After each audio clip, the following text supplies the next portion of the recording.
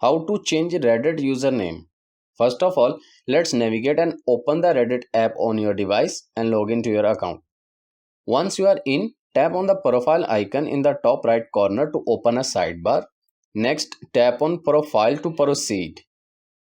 Here, tap on Edit under the profile picture, and next you will find only the display name. If you don't see an option to change your username, go back to the mobile homepage and search for "Can I change my Reddit username?"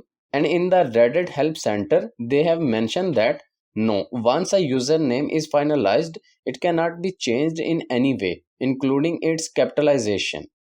Also, you need to keep in mind that if you delete your account, your username not become available again and will be unusable. If you like to create a new account with a new username, you are more than welcome to create a new one and keep both your accounts. So you can create as many accounts as you like, but you cannot change your Reddit username once the account is created. And that's it. I hope this video is helpful for you. For more information, please subscribe our YouTube channel and thank you for watching.